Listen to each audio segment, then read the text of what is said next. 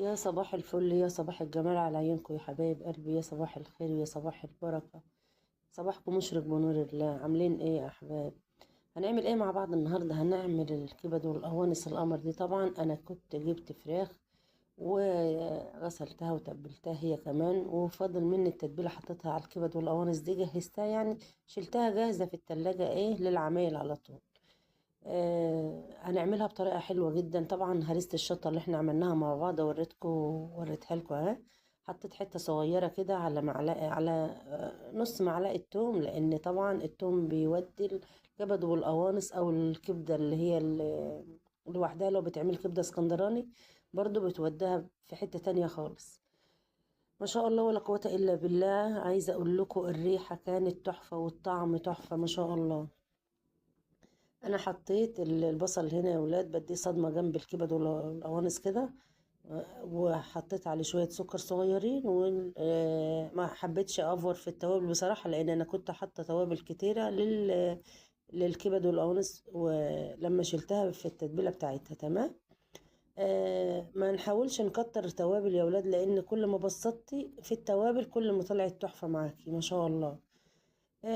عملت هنا الفلفل ده طبعا فلفل الرومي احمر، ابو احمد كان جابولي، وعملته هو كمان وفرزته.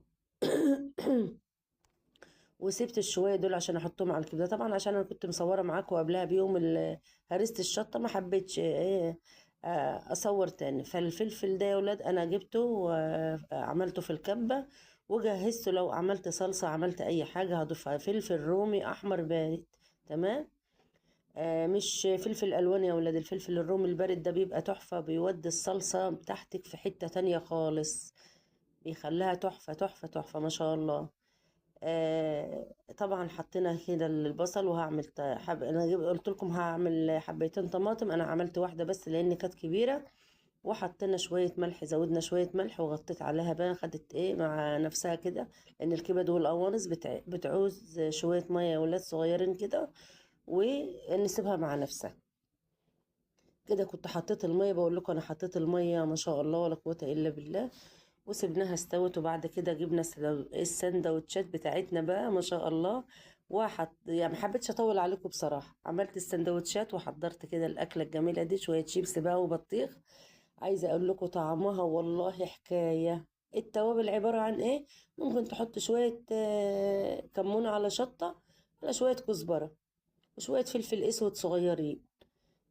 حلوة جدا. حابة تحطي 7 بهارات ماشي، مش حابة تمام. هي ما شاء الله.